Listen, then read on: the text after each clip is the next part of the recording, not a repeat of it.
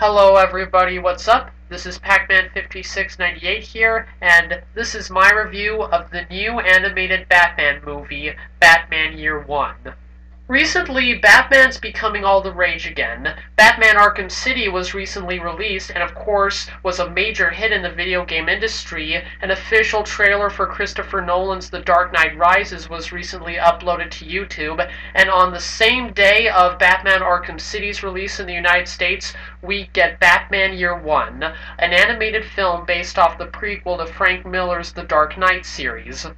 I have to say, it's nice to see a Batman film that seemed completely abandoned more than 10 years ago get finished and released. If you don't know the history behind Batman Year One, in between the release of Batman and Robin and Batman Begins, Batman was in a state of commercial failure. As you all know, Batman and Robin is considered to be one of the worst movies of all time, and because of that, the image of Batman was tainted in a way. Batman would have to take an 8-year rest before Christopher Nolan started his own series, and over the course of those 8 years, there were numerous Batman movies in the works. Sadly, a lot of these Batman movies weren't finished.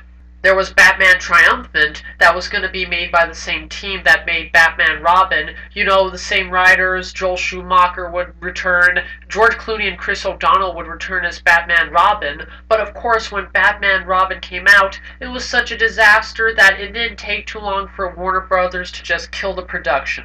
Two other ideas for a Batman movie included Batman Beyond and Batman Dark Knight, but soon Warner Brothers just passed on the idea of those two films in favor of Batman Year One. A script was done, a director was chosen, believe it or not, Christian Bale was going to be Batman, a few people who worked with Frank Miller himself were also going to help make the movie, but sadly disaster struck. Batman Year One was put out of production so that Warner Brothers could focus on another idea, Batman vs. Superman, and would you believe it? Warner Brothers pulled the plug on that movie too. So now it's 2011. It's been 6 years since Batman Begins and 3 years after The Dark Knight, in which Christopher Nolan started the series again fresh and new, and now we have an actual Batman Year One movie. Now, I don't know if the original Batman Year One movie was going to be live action or animated, but whatever way, it's just nice to see this idea completed and released. So with the history out of the way, I can get to my own opinion of the movie.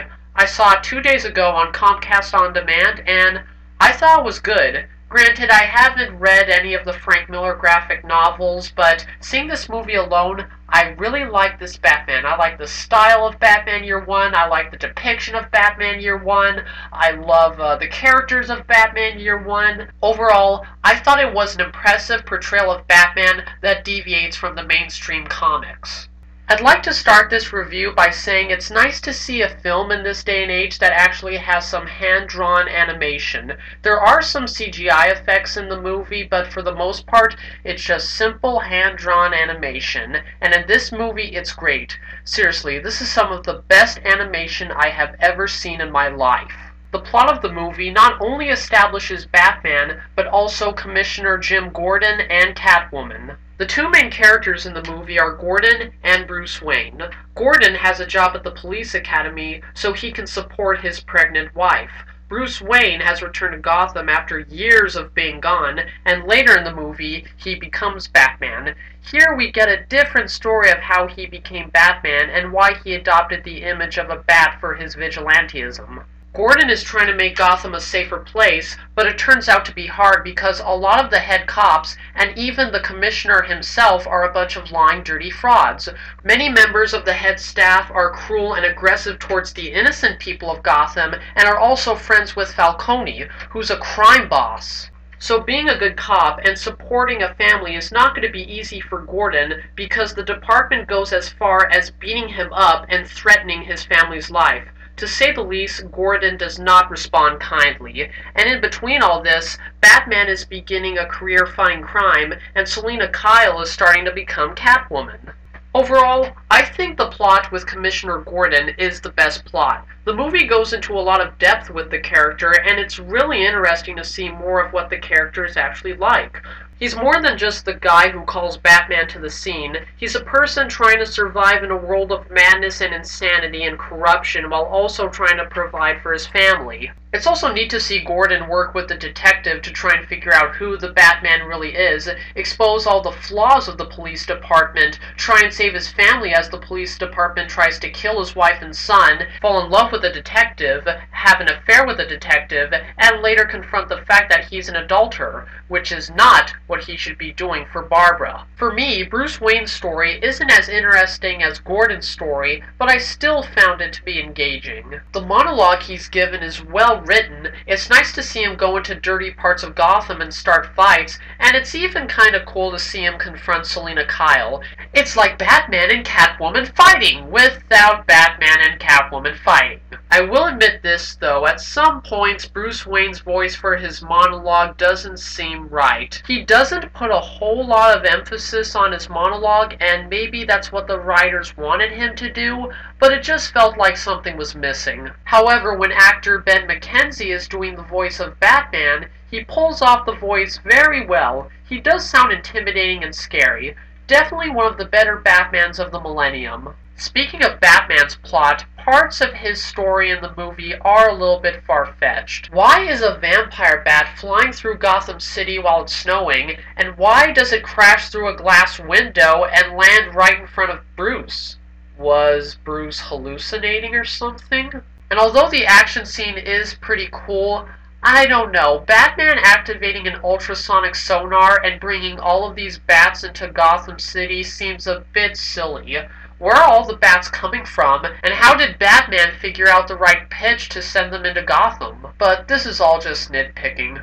I thought Selina Kyle's story was amusing, ending her career as a prostitute, punching her pimp right in the face, and then buying a cheap catsuit from a Halloween store, and getting angry when she appears in stories with Batman on the news. I thought that was a good plot for Selina. Another notable thing to say about Year One is that for a Batman movie, it's fairly gory. Not too many of the Batman films are huge in the gore department, but for this movie, there's not too much of it. It's not like a bloodbath in any way, but there are some points in which it just shows you all the gore. Gordon is beat to a bloody pulp and you just see him lying on the ground covered in his own blood. Bruce Wayne is shot nearly dead and he just bleeds all over the trunk of a police car. Batman is shot in the legs and arms and you just see the blood gush from his leg or arms.